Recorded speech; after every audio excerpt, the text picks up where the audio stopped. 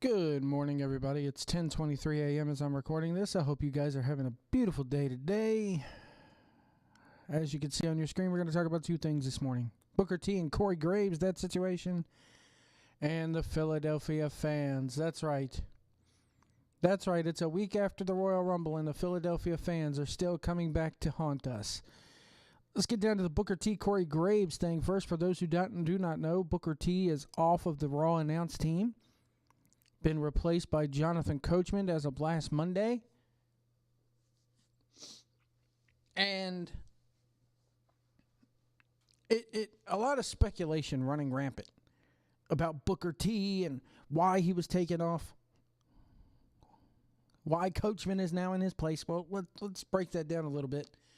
First off, Coachman is a more well-known name than Booker T. He's just coming off of a long, couple of years stint over there at ESPN. And two, Booker T's commentary is just not that good. He's just not that good. The ramblings that he went on, you could hardly understand what he was saying sometimes. Like, I was struggling to sit there and try to put sentences together that were coming out of with the words that were coming out of this man's mouth. So Booker T then goes on his podcast this week and openly threatens Corey Graves. Let's take a listen here. This is courtesy of Booker T's podcast here. This is him on, let's have a listen. You'll get my thoughts in a second. Talk about it. I want to talk about it right here. People ask me about Corey Graves. Corey Graves is good at what he does. Corey Graves, he's thrown jabs at me. I've thrown jabs back, and the thing is, Corey Graves, of course, yeah, he's a college-educated young man. His vernacular is a little different than mine. You see that word I just threw in there? Vernacular. Yeah. It's a good word. I threw that out there just so it's an SAT word. I just want you people to know. I mean, I didn't just, I ain't studied this. It's just something that we just threw out. But I tell you, if I got Corey Graves into a fisticuffs, I would beat him down like he stole something. What would you do if Corey Graves was here right now? I would be whooping his ass all day long, because that's the thing. My thing is this: I'm a nice guy until you get on my bad side. Corey Graves, right now, I wouldn't necessarily say he's on my bad side, but he's the reason that I'm not on Monday Night Raw right now. Because Corey Graves is the reason? reason? Because the people, you know what? A lot of people in the company thought I was going to jump on him. I was going to do something bad to him. I was going to drag him. I was going to take him out to the woodshed. I was going to beat that man so bad. I was going to beat him to this man say, please, just don't beat me anymore. That's how hot I was getting. That's how close I was getting. So they said, hey, Book, we're going to take step back a second. All right, we're going to regroup. All right, we're going to press the rewind button. We're going to send you back to the kickoff show, SmackDown, pay-per-view, SmackDown, Monday Night Raw pay-per-views, and cool you down for a second. Because we don't want you to do anything to Corey Graves, because we know what you can do to him. We know what Corey Graves can do. I mean, you break his neck like a pencil. He's sitting there for a reason, man. He's sitting there for a reason, and Corey Graves knows it. Next time, and you know what? I tell you this here. I want all you people out there to know. You heard it right here on Heated Conversation, Sports Radio 610. It's probably going to make all the dirt sheets like Meltzer and all those guys. But if I catch Corey Graves on the street, I'm going to do something to him. All right? I ain't going to do it at the office or anything like that. But if I catch Not going to do it on the airport. I'm not going to do it. No, in the airport. No, I'm not going to do it in the airport. I'm not going to do it. Not at the arena. No, I'm not going to do that. I'm not going to do that. But if you see him on the street. But if I catch Corey Graves on the street, you see that little bouffant hairdo he got? I see it. I'm going to rearrange it for him. All right? I'm just saying. If he's, walking out of a coffee shop on his way to a tattoo parlor. Let me catch him at Starbucks. You know what I mean? I'm going to tattoo him. He's going to get in a chocolate croissant all warmed up. I'm talking about caramel hot macchiato all over it. You understand? Extra hot. You know what I mean? So double cupped. That's the skivvies on Corey Graves and Booker T. I ain't got You're saying he's a punk. Nah, I ain't gonna. You know what? He's one of those guys that, gonna have to walk it like he talk it. That's one of those. That's one of those Migos songs right now, right? Yeah. Pull up that Walk It Like I Talk It. Walking like you talk it. Yeah. So let's dissect this a little bit. When he openly threatens a man on whatever sports radio station this dude is on. He openly, it's one thing to do it over a little podcast.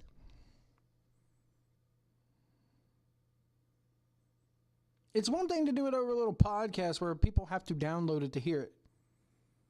But this dude's on, it sounded like he said he was on, I don't know the specifics, so somebody please correct me if I'm wrong, but he said Sports Radio 610, I think it was. That's FCC regulated airwaves. You openly threaten a man.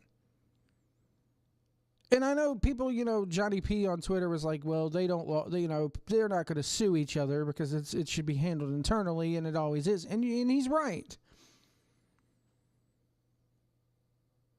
But still, you openly threaten a man over the airwaves? And you, dude, you're a dumbass. Book, come on.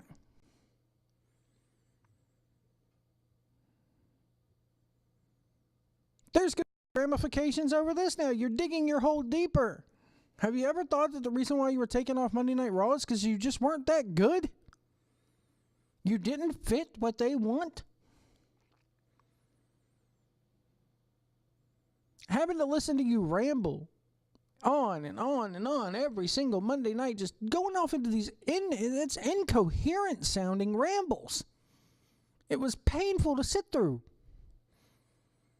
Not that Raw isn't painful to sit through without you. But you won't doing them no favors. And then he's sitting there talking about Corey Graves is in that chair for a reason. Yeah, he's in that chair for a reason because he can't work anymore. He can't wrestle anymore due to, I believe, neck or injuries or concussions or whatever. He can't, he got his in-ring, career taken from him.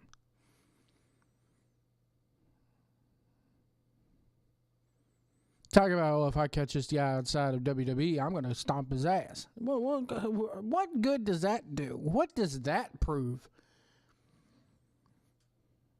What does that prove? Okay, so you fight him, you beat his ass. Guess what? He still's got a fucking job on Monday night, and you're related to the kickoff shows and or fired now, probably. I wouldn't be surprised if they don't release him after this.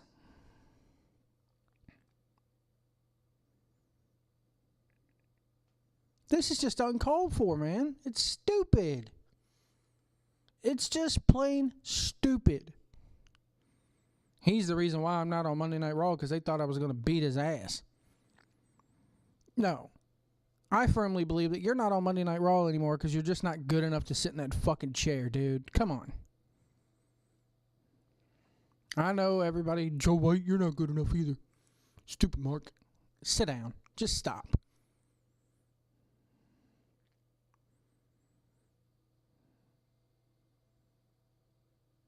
But going on the air, first off, WWE doesn't want you spilling that shit on your podcast, on the podcast, let alone a sports talk show on the over the airwaves.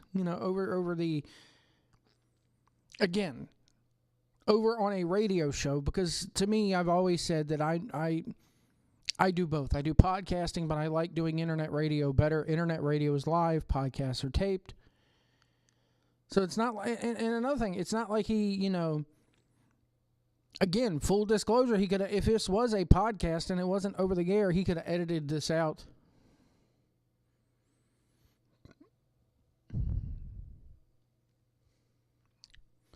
Speaking of idiots, let's go to the Philadelphia fans for a second. I thought we were done with these guys. I thought we were done with these idiots after the Royal Rumble, but we weren't. A week later, they win the Super Bowl. And, oh my God, these fucking people. First off, every last one of them is probably drunk, probably even the kids. I saw at 1 a.m. in the morning on a Sunday, a 10-year-old kid dancing on top of a car last night. At around 1 or 2 o'clock in the morning, this little kid dancing on top of a car to a rap song. The picture you see on your screen is from people climbing a telephone pole right outside a city, or a light pole right outside a city hall. These idiots would stand on top of the crosswalk box there. You know, the box that tells you whether you can walk across the street or not. They would push the button. They would then climb this pole, stand on top of that crosswalk signal, wait for the walking countdown to get down to 10, and then these idiot fans act like it's the Royal Rumble all over again. They start counting down 10, 9, 8, and by the when it got to 1, they would go, eh, and the fucker standing on top of this pole would dive off, would do a full-on swan dive off the damn thing, and they would pick him up and body surf him to the back of the line, and then he'd climb up and do it again when it was his turn again. There were reports that Philadelphia was happy to grease the light poles to keep people from climbing up them. Well, that didn't work. People were sitting there taking ropes and pulling these things down. If you listen to the police scanners last night, I did a live stream just chronicling these idiots. The police scanners were just going off like crazy. You had people fighting each other, people getting busted open. There was one woman who had a diabetic seizure.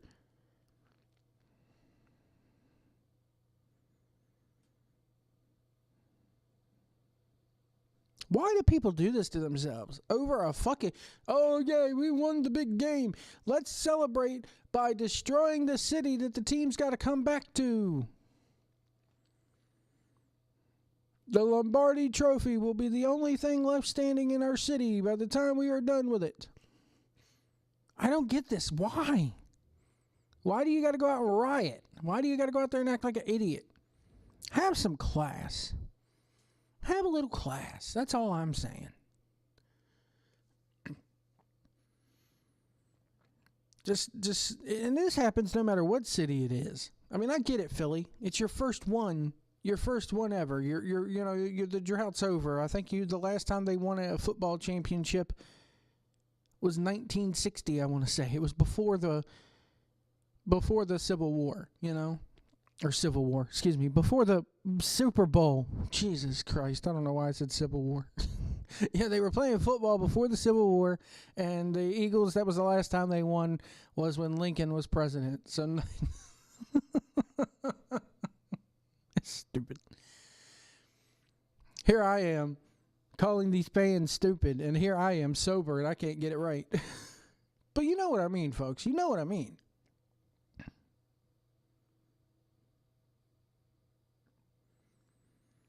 I saw other people climbing trees and tearing tree limbs down and beating up cops and tipping over vans and shit like that. It was so stupid. I'm sitting there going, why? Because you know what then happens? Your tax dollars, your hard-earned tax dollars that you pay that government's got to go clean all that shit, to go towards cleaning all that shit up. But we can't, as a country, we sit there and worry why we have sick and poor people. It's because shit like this happens. Because as a society, we probably don't deserve it. Because we get a little bit of fun.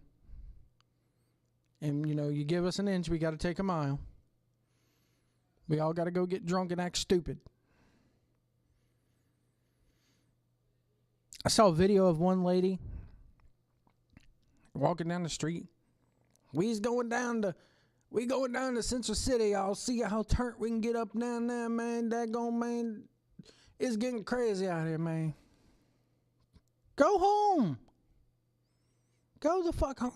And they're lighting off fireworks. I would hate to be living in one of those apartments down there in downtown Philadelphia and have to hear that shit all night long. You got to get up and go to work the next morning and you're hearing that shit.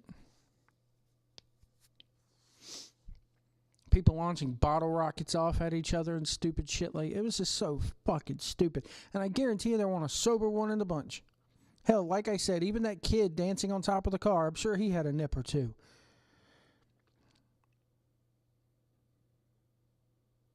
I don't know what it is about Philadelphia sports fans, but you guys take the fucking cake, man. You guys just take the fucking cake. And not in a good way either.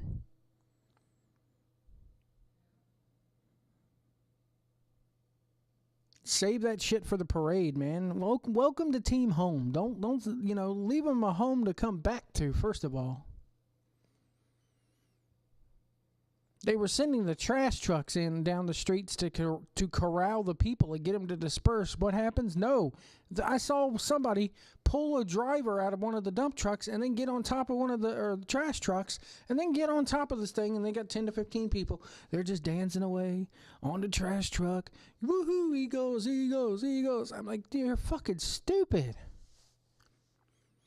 You're a bunch of fucking morons.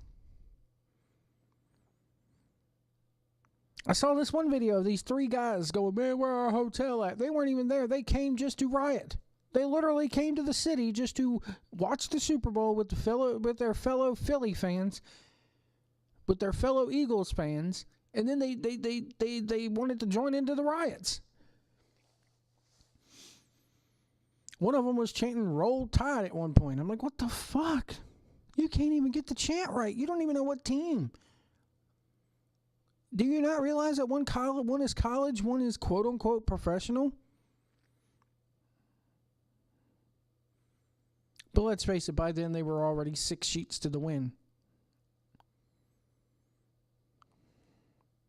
When you're that, 6 sheets to the wind and drunk, who cares? Right?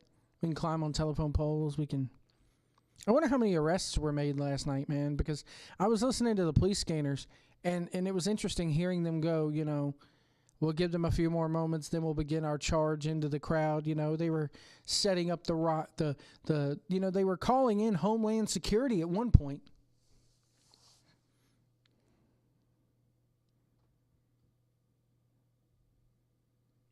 I don't get it. I just don't get it, man. I understand you're passionate about your team. You're passionate about your little sport, but you fuckers take it overboard, man. You just take it plain on overboard, and it's just it gets to the realm of stupidity. It gets to the realm of stupidity. That's all I gotta say. Stay classy, Philly. Coming up tonight, we have the Raw post-game show. I have a solo, the Star Wars story, or I should say solo a Star Wars story trailer reaction up on the channel right now. So go ahead and take a look at that. Again, the Raw post-game show comes your way tonight, right after Monday Night Raw goes off the air. Be sure to hit that like button, hit the subscribe button, become a Patreon supporter for just $1 a month and get exclusive content. And we will see you later tonight.